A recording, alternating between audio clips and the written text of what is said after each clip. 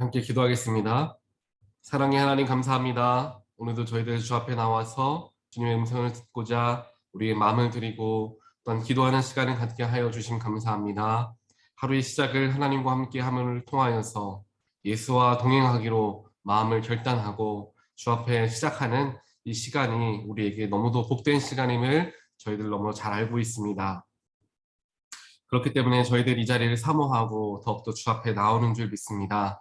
하나님께서 우리의 마음을 긍휼하게 여기시고 우리의 마음의 중심을 받아주시어서 이 시간 온전하신 하나님의 뜻과 나를 향하신 하나님의 계획하심을, 또한 오늘 하루를 내가 어떻게 살아가길 원하시는가, 또한 나의 삶이 어떻게 변화되어지기를 원하시는가, 하나님의 뜻과 하나님의 길을 배울 수 있고 깨달을 수 있는 시간이 될 수 있도록 주여 역사하여 주시옵소서.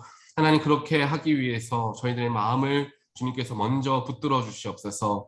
우리들의 마음을 틈타고 있는 여러 가지 세상의 것들과 또한 죄악된 것들을 저희들 철저하게 내려놓을 수 있도록 성령을 통하여서 깨우치게 하시고 또한 분별케 하여 주시고, 아버지, 그래서 우리의 모든 연약한 죄악들을 십자가 앞에 하나씩 하나씩 모두 다 내려놓고 정결한 가운데 주 앞에 섰을 때 주님이 허락하시는 놀라우신 계획하심과 뜻하신 바들이 우리들의 삶을 통하여 온전하게 이루어지게 될 줄 믿습니다. 주님, 저희들이 그러한 주님의 도구가 되기를 간절히 소원하오니 저희들이 사용하시고 또한 저희들 주님의 뜻 가운데 인도하여 주시옵소서. 오늘도 그러한 마음을 갖기 위해서 또한 주님의 뜻을 알기 위해서 말씀 앞에 섭니다. 말씀이 우리의 삶의 가장 큰 기준이 되는 것을 저희들 기억하고 신뢰하며 그 말씀에 근거하여서 삶을 판단하고 삶의 기준으로 삼고 나의 모든 것들을 맞추며 나아갈 수 있는 그러한 예배 시간 되게 하시고, 또한 그것들을 실천하는 오늘 하루의 삶이 될 수 있도록 인도하여 주시옵소서. 이 모든 말씀 예수 그리스도 이름으로 간절히 기도합니다. 아멘. 오늘 하나님 말씀 함께 보겠습니다. 오늘 하나님 말씀은 창세기 6장 9절에서 22절까지 말씀입니다. 창세기 6장 9절에서 22절까지 말씀은 제가 봉독하겠습니다. 노아의 역사는 이러하다. 노아는 그 당대에 의롭고 흠이 없는 사람이었다. 노아는 하나님과 동행하는 사람이었다. 노아는 셈과 함과 야벳 이렇게 세 아들을 두었다. 하나님이 보시기에 세상이 썩었고 무법천지가 되어 있었다. 하나님이 땅을 보시니 썩어 있었다. 살과 피를 지니고 땅 위에서 사는 모든 사람들의 삶이 속속들이 썩어 있었다. 하나님이 노아에게 말씀하셨다. 땅은 사람들 때문에 무법천지가 되었고 그 끝날이 이르렀으니 내가 반드시 사람과 땅을 함께 멸하겠다. 너는 잣나무로 방주 한 척을 만들어라. 방주 안에 방을 여러 칸 만들고 역청을 안팎에 칠하여라. 그 방주는 이렇게 만들어라. 길이는 300자, 너비는 50자, 높이는 30자로 하고 그 방주에는 지붕을 만들되 한 자 치켜 올려서 덮고 방주의 옆쪽에는 출입문을 내고 위층과 가운데층과 아래층으로 나누어서 세 층으로 만들어라. 내가 이제 땅 위에 홍수를 일으켜서 하늘 아래에서 살아 숨쉬는 살과 피를 지닌 모든 것을 쓸어 없앨 터이니 땅에 있는 모든 것들은 모두 죽을 것이다. 그러나 너하고는 내가 직접 언약을 세우겠다. 너는 아들들과 아내와 며느리들을 모두 데리고 방주로 들어가거라. 살과 피를 지닌 모든 짐승도 수컷과 암컷으로 한 쌍씩 방주로 데리고 들어가서 너와 함께 살아남게 하여라. 새도 그 종류대로, 집 짐승대로 그 종류대로, 땅에 기어다니는 온갖 길 짐승도 그 종류대로 모두 2마리씩 너에게로 올 터이니 살아남게 하여라. 그리고 너는 먹을 수 있는 모든 먹거리를 가져다가 쌓아두어라. 이것은 너와 함께 있는 사람들과 짐승들의 먹거리가 될 것이다. 노아는 하나님의 명하신 대로 다 하였다. 꼭 그대로 하였다. 아멘.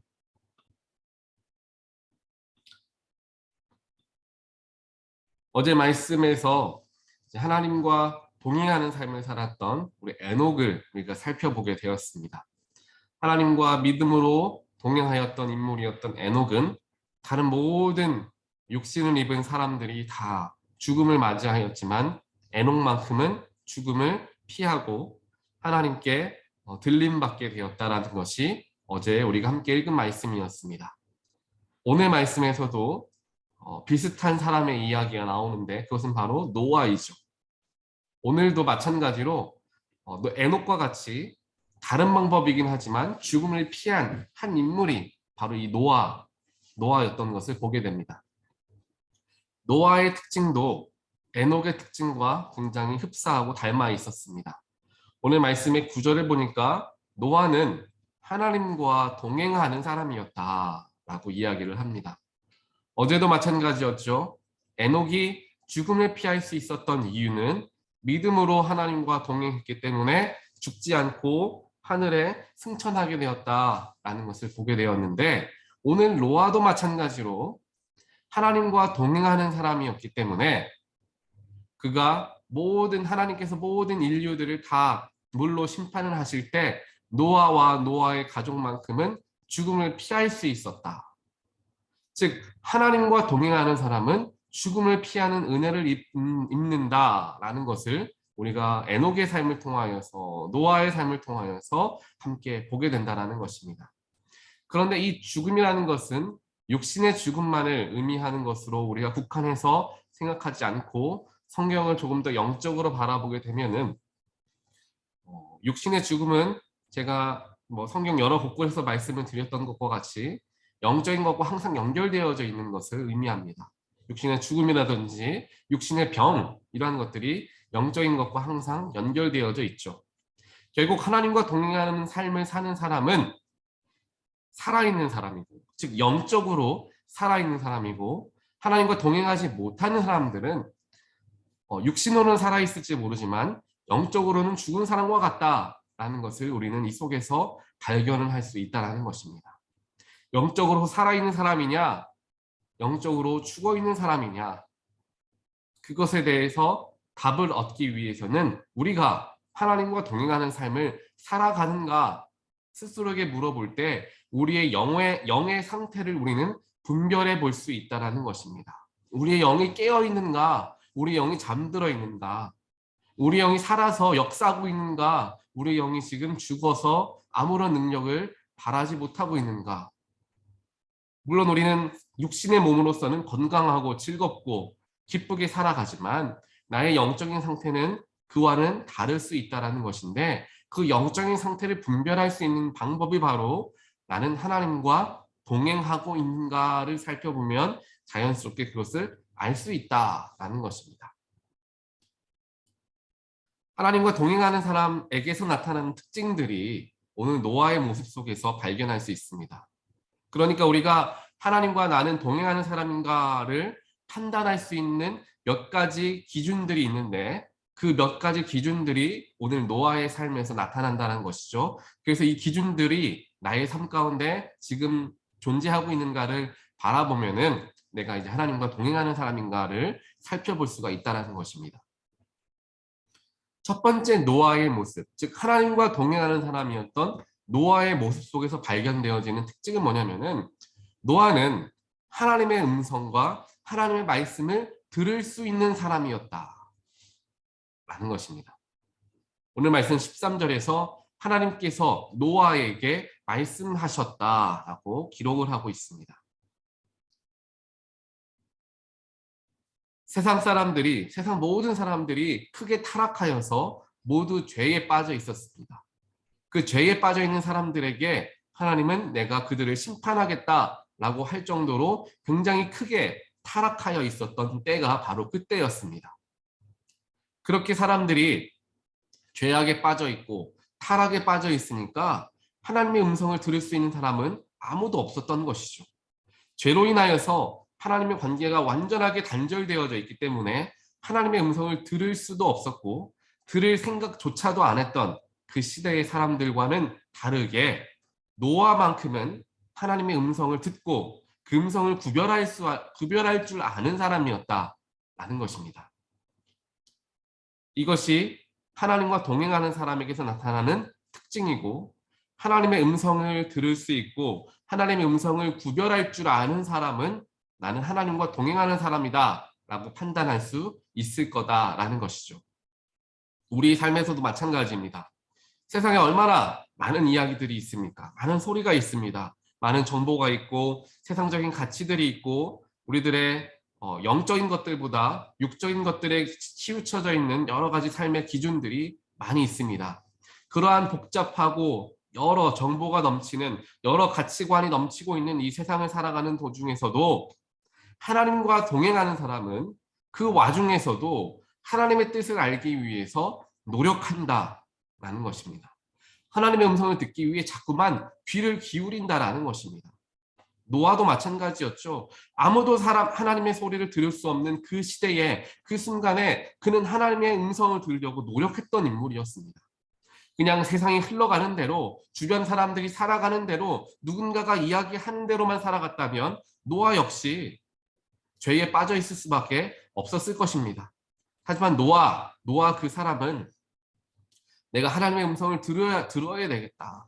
하나님이 나에게 무슨 말씀을 하시는지 비록 세상은 타락하여서 이런저런 이야기를 하지만 거기에 마음을 빼앗기지 않고 하나님의 음성을 듣고자 내가 노력해야 되겠다. 그렇게 하나님의 음성에 귀 기울일 줄 알았던 인물이 노아였고 그렇기 때문에 그가 하나님과 동행할 수 있었다. 동행하는 사람이었다라는 평가를 받을 수가 있다라는 것입니다. 이러한 모습이 우리에게도 동일하게 나타나야 하는 것이죠. 세상의 여러 가지 가치관들이 우리에게 정보를 주고 우리의 마음을 빼앗기도 하고 마음을 뒤흔들기도 합니다. 하지만 그러한 상황 속에서 우리는 노력해야 합니다. 세상은 이렇게 하고 이야기하고 사람은 이렇게 이야기하는데 하나님은 뭐라고 이야기하십니까? 세상은 이것이 맞다고 이야기하고 세상은 이렇게 가는 게 정도라고 이야기하는데 그렇다고 하더라도 하나님은 나에게 뭐라고 이야기하는가? 우리는 자꾸만 귀를 기울여야 합니다. 그 자꾸만 귀를 기울이고 하나님의 음성을 듣기 위해서 우리는 무엇을 해야 합니까? 예배의 자리를 사모해야 하고 말씀의 자리로 나아가야 하며 기도의 자리에 힘써야 한다라는 것입니다. 예배를 통하여서 하나님의 뜻을 발견하고 말씀을 듣고 말씀 묵상함을 통하여서 나에게 허락하신 하나님의 말씀을 우리는 분별할 수 있게 됩니다. 그리고 그 분별하는 것을 확실하게 이것이 나에게 주신 하나님의 말씀이고 내가 그것을 의지하여서 나아가야 하는 말씀이구나라는 것을 결단할 수 있는 자리가 바로 기도의 자리입니다. 예배의 자리, 말씀의 자리, 기도의 자리가 없이 신앙생활을 한다는 것은 그저 표면적인 신앙생활을 한다는 것이고 세상의 이야기들을 그대로 다 접할 수밖에 없는, 노출될 수밖에 없는 그러한 상황 속에 살아간다는 것과 같은 의미일 것입니다. 즉 우리가 복잡한 세상 속에서도 하나님의 뜻을 붙들고 분별할 수 있고 세상 사람들이 이야기하는 대로가 아니라 영적으로 주체적으로 분별하며 살아갈 수 있기 위해서는 예배의 자리, 말씀의 자리, 기도의 자리가 우리에게 너무도 소중하고 필요하다. 왜냐하면 그 자리에서 우리는 하나님의 음성을 들을 수 있기 때문에 라는 것입니다.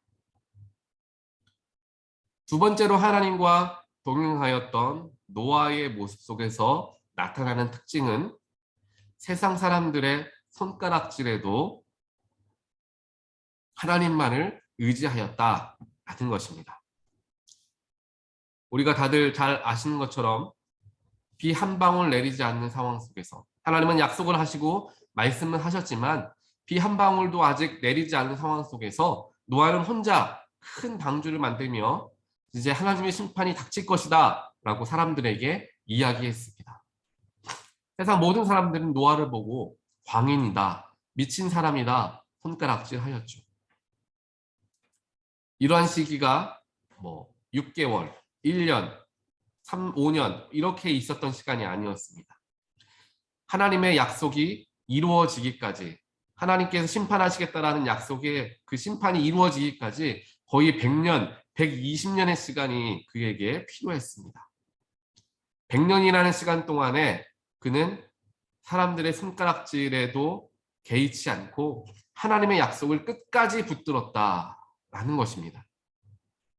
100년 동안 노아는 하나님이 명령하신 방주를 철저하게 충성을 다하여 완성하였고 약속과 같이 세상을 향한 하나님의 심판이 임하게 되었을 때 그때 생명을 보존하게 됩니다. 하나님의 약속이 당장 눈앞에 일어나지 않고 그로 인하여서 세상의 사람들이 네가 말하는 하나님이 도대체 어디 있느냐, 네가 기도하고 그렇게 응답받았다고 이야기했는데 그 응답 언제 이루어지느냐 라고 세상 사람들이 손가락질한다 하여도 하나님과 동행하는 사람이었던 노아는 그들의 손가락질과 그들의 비판에 개의치 않았습니다. 왜냐하면 하나님께서 약속하시고 100년 동안 노아 앞에 나타나지 않으신 것이 아니라 하나님께서 약속하신 그때부터 또 그 이전부터겠죠. 하나님의 심판이 일어나기 그 순간까지 하나님은 늘 노아와 함께 하셨습니다. 하나님과 동행했기 때문에 그 약속이 비록 조금 늦게 이루어졌다 하더라도 노아는 포기하지 않았다는 것이죠. 하나님과 매일 만나기 때문에 100년의 시간이 있다 할지라도 그 100년 동안 매일같이 하나님과 함께 했던 노아의 삶 속에서 하나님을 만난 노아는 하나님이 계속 말씀하셨겠죠. 시간이 조금 필요하다. 우리가 조금 기다려야 한다. 여러 가지 말씀들을 하시면서 노아가 믿음을 굳게 붙들 수 있도록 하나님은 노아에게 힘을 주셨습니다. 이 속에서 우리도 동일한 진리를 발견할 수 있습니다.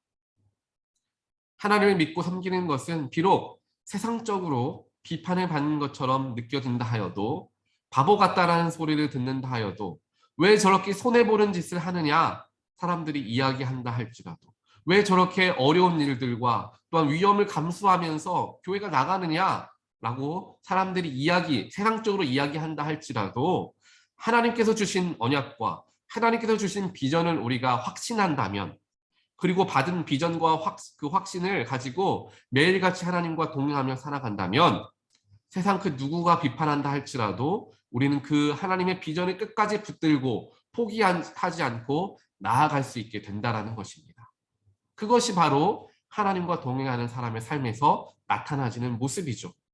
그와 동시에 우리가 기도했던 것, 하나님이 주신 비전들이 이 순간 바로 이루어지지 않는다 하더라도 조금 지연이 되고 조금 기다려야 하는 시간이 찾아온다 하더라도 믿음을 잃지 않는 이유는 하나님과 동행하는 과정 속에서 이루어지는 일들이다라는 것이죠.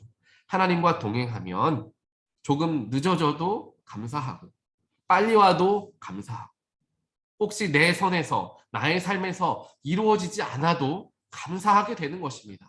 왜냐하면 하나님의 비전은 나에게 주어졌고 그 비전을 매일같이 하나님과 동행하며 나는 이루며 살아가고 있는 것이죠. 그 비전이 완성되는 순간까지 내가 살아갈 필요는 없는 거예요. 그 비전을 이루어가는 삶에 내가 동참하는 것이 중요하다라는 것입니다. 그렇기 때문에 사도 바울도 죽는 그 순간까지 정말 하나님께서 놀랍게 사용하셨지만 더 큰 열매는 죽은 이후의 열매가 맺히게 되었죠. 하지만 사도 바울이 마음속에 급급한 마음 혹은 왜 내 죽음 이전에 왜 하나님의 뜻이 이루어지지 않는가 라고 불평하지 않았습니다. 모세도 마찬가지입니다. 하나님이 모세에게 주신 명령, 난 비전과 약속은 내가 너희들을 가나안으로 인도하겠다. 하지만 가나안 문 앞에서 모세는 삶을 마감하게 됩니다. 하지만 모세는 하나님을 원망하지 않았습니다. 왜 가나안 땅에 이렇게 가는 게 오래 걸리고 하나님이 주신 비전이 내 삶에서 나타나지 않습니까? 라고 원망하지 않았습니다. 왜냐하면 모세는 비전을 이루어가는 하루하루의 가치를 두었기 때문입니다. 하나님과 동행하는 사람의 삶의 모습이 바로 이와 같다라는 사실입니다. 마지막으로 하나님과 동행하는 사람은 하나님의 뜻에 온전하게 순종하는 사람입니다. 하나님의 말씀이 내 생각에 인간적인 기준과 가치에 옳으냐 그르냐를 판단하지 않고 하나님의 뜻을 이루어가기 위해 최선을 다한 노아를 하나님께서는 사용하여 주셨습니다. 노아에게 그렇게 큰 방주를 지으라고 하나님께서 비전을 주시고 명령을 주셨을 때 무슨 말도 안 되는 소리를 하십니까? 라고 이야기하며 이것은 하나님의 음성이 아니다. 도무지 일어나지 않을 일을 가지고 지금 방주를 지으라고 이건 말도 되지 않는다. 거기에 세월을 써야 되고 시간을 써야 되고 돈을 써야 되고 내 모든 인생을 걸어야 하는데 그것을 말도 안 되는 방주를 지으는 데 쓰라고 그것은 말도 안 되는 소리다라고 판단하였고 생각했다라고 한다면 그 역시 노아 역시 하나님의 심판에서 자유할 수 없었을 것입니다. 하지만 하나님의 말씀에 그는 의심을 다 뒤로 하고 내 생각, 내가 하나님 내 생각에는 다른데요 라고 절대 이야기하지 않고 하나님이 주신 말씀에 주님 내 생각은 이해가 되지 않지만 하나님을 내가 위대하시다 내가 믿기 때문에 하나님 말씀을 순종하겠습니다 하고 노아는 결단하고 하나님을 의지하였습니다. 그리고 그 뜻을 이루어가는 즉 배를 만들어 가는 과정 속에서도 자기 생각을 담아서 여기에는 이것을 만들고 여기에는 이거 저기에는 저것을 만들면 좋겠는데 라고 자신의 뜻을 담아서 배를 만들지 않았습니다. 오로지 하나님께서 정말 자세하게 말씀하시는 대로 가감하지 않고 그대로 실천하면서 하나님의 뜻이 그대로 배를 만들어내는 과정 속에 이루어질 수 있도록 노아는 자신을 도구로서 자신의 생각과 의견을 담지 않고 하나님의 일이 자신을 통하여서 이루어질 수 있도록 사용되어지는 삶을 살았다라는 것입니다. 얼마만큼 이 노아가 하나님 말씀에 순종하며 이 배를, 이 방주를 만들었느냐? 22절은 이야기하죠. 노아는 하나님이 명하신 대로 다 하였다. 여기까지만 이야기도 했는데 그 뒤에 한 문장이 더 나옵니다. 꼭 그대로 하였다. 노아는 하나님 명하신 대로 다 하였다. 꼭 그대로 하였다. 노아는 하나님께서 말씀하시는 대로만 하는 사람이었습니다. 내 생각, 내 의견, 주변의 생각들, 세상의 가치관들 그 사람의 기준에 있지 않았습니다. 노아의 기준은 하나님의 말씀이었습니다. 하나님이 명하신 대로 다 하였고 꼭 그대로 똑같이 하나도 빼놓지 않고 하였다. 성경은 이야기하고 있죠. 오늘 이 노아의 삶을 통하여서 모습을 통하여서 하나님과 동행하는 사람은 이러한 모습을 보인다라는 것을 우리는 보게 되었습니다. 하나님과 동행하는 사람은 하나님의 말씀을 듣기 위해 노력하는 사람이었고 세상 사람들의 가치와 또한 손가락질에도 마음을 빼앗기지 않는 인물이었으며 사람이었으며 끝까지 하나님의 말씀을 붙들고 내 생각과 내 가치를 내려놓고 하나님께 순종하는 사람이 바로 하나님과 동행하는 사람이었다는 것을 오늘 노아의 모습을 통하여서 보게 됩니다. 우리의 삶도 노아와 같은 하나님과 동행하는 삶을 살아가는 우리 모두가 되기를 간절히 소원합니다. 그리고 이 말씀은 우리 개인에게 허락되어진 말씀일 뿐만 아니라 우리 교회에게도 동일하게 선포되어지는 말씀입니다. 오늘 말씀에 보면은 하나님께서 말씀하시죠. 방주를 내가 너에게 이야기한 대로 지으면 그 방주로 심판이 일어나기 전에 모든 새들이 짐승들이 각각 한 쌍씩 너에게로 올 것이다 라고 이야기합니다. 새가 짐승이 무엇을 알아서 어떻게 그 짐승들을 한 쌍씩 이 방주에다가 옮길 수 있겠습니까? 만약에 하나님께서 그냥 그 방주를 잘 지어서 한 쌍씩 짐승들을 다 넣어라라고 했다고 한다면 노아는 아마 할 수 없었을 겁니다. 어떻게 그 세상에 있는 모든 짐승들을 다 붙들어다가 방주에 넣을 수 있겠습니까? 이것은 하나님께서 하시는 것이죠. 너는 내가 명령하는 대로 방주를 잘 만들어라. 그러면 내가 모든 짐승들이 그 방주로 들어오게 하겠다. 방주로 들어오게 하시는 분은 하나님이다라는 것입니다. 교회도 마찬가지입니다. 교회가 세상 사람들을 전도하려고 물론 노력하는 것도 중요하겠지만 인간적으로 우리 교회에 끌고 오는 것 한계가 있고 불가능합니다. 노아도 짐승들 몇 마리는 데리고 올 수 있었겠죠. 하지만 더 많은 짐승들을 데리고 올 수는 없습니다. 인간적으로 한계가 있기 때문이죠. 거기에 방법이 오늘 말씀에 나와 있는 것입니다. 노아가 집중했던 것은 방주를 하나님과 동행하면서 하나님의 뜻대로 방주를 잘 만들었던 것이죠. 그러니까 짐승들이 자연스럽게 방주로 들어옵니다. 교회도 마찬가지입니다. 교회를 우리가 하나님의 뜻대로, 하나님의 방법대로, 하나님이 말씀하시는 대로 정말 하나하나 만들어 나아갈 때, 나를 사용하시도록 나의 삶을 내어드리고 나의 정성과 나의 물질과 나의 헌신을 하나님께서 원하시는 대로 내가 교회를 이루기 위해 사용하며 나아갈 때 자연스럽게 수많은 영혼들이 교회라는 곳으로 모여들게 되는 것입니다. 그것은 하나님이 하시는 것이죠.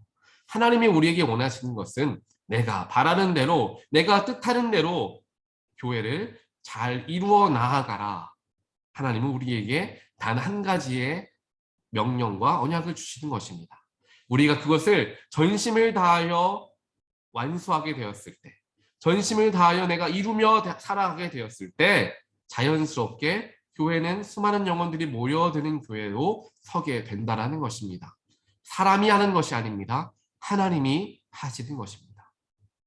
우리가 하는 것은 하나님의 뜻이 이루어질 수 있도록, 교회가 천국이 되도록, 교회가 기쁨이 넘치도록, 교회가 하나님 말씀이 살아있도록, 교회가 하나님이 말씀하시는 대로 이루어져 있도록 노력하는 것, 힘을 쓰는 것, 기도하며 하나님과 동행하는 것, 이것이 우리 교회를 이루는 모든 지체들에게 허락되어진 하나님의 사명이다라는 것입니다.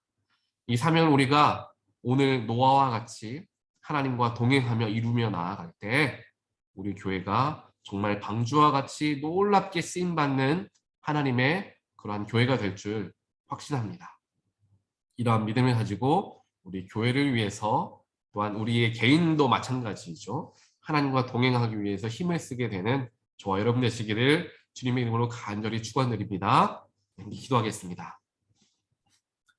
하나님 감사합니다. 오늘 말씀을 통하여서 정말 우리들이 많은 것들을 깨닫게 되었습니다.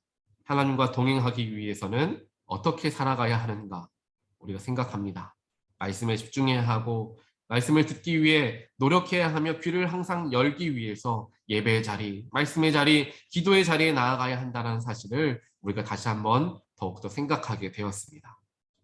또한 세상에서는 모두가 미친 짓이다 라고 이야기하고 세상의 가치와 기준과 잣대를 가지고 평가한다 할지라도 우리들만큼은, 하나님의 사람들만큼은 세상의 잣대가 아닌 하나님의 잣대, 예수 그리스도의 십자가의 잣대로 가지고 살아가는 삶을 살아갈 때 그것이 바로 하나님과 동행하는 사람의 모습이다라는 것을 우리가 또한 알게 되었습니다. 또한 마지막으로 하나님께서 원하시는 대로, 하나님께서 바라시는 대로 꼭 그대로 하는 사람이 바로 하나님과 동행하는 사람임을 우리가 알게 되었습니다. 그렇게 하나님과 동행하는 사람에게 놀라운 하나님의 사명이 주어지게 되고 또한 그 주어진 사명이 완수되어지는 것을 우리가 보게 되었고, 그 놀랍도록 하나님과 동행하는 교회가 하나님께서 쓰시는 교회, 수많은 영혼을 보내주시는 교회가 되는 줄을 저희들 더 큰 그림을 보게 되었습니다. 이 말씀에 의지하여서 저희들 철저하게 더욱더 기도하길 원합니다. 나의 마음속에 하나님의 말씀을 듣지 못하게 하는 나의 자아와 나의 가치관과 나의 생각들을 다 비워내게 하시고 온전하게 하나님 말씀을 듣게 하시고, 그 들려진 말씀이 맞는 말씀인가, 내 기준에는 틀린 것 같은데 라고 하며 내 잣대를 들고 들이미는 나의 삶이 아니라 하나님이 주신 말씀이 맞다라는 것을 예배를 통하여서, 성경 말씀 묵상을 통하여서, 기도를 통하여서 내가 분별하게 되어지게 되었다라고 한다면 그 말씀이 세상의 기준과 내 생각과 다르다 할지라도 그 말씀을 순종하며 정말 방주를 지을 수 있는 우리의 삶이 될 수 있도록 하나님 저희들을 지키시고 붙드시고 함께하여 주시옵소서.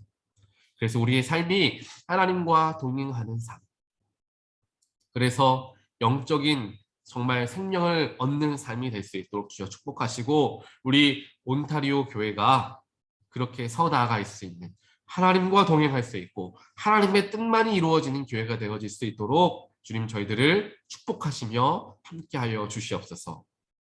이 모든 말씀 예수 그리스도 이름으로 간절히 기도합니다. 아멘.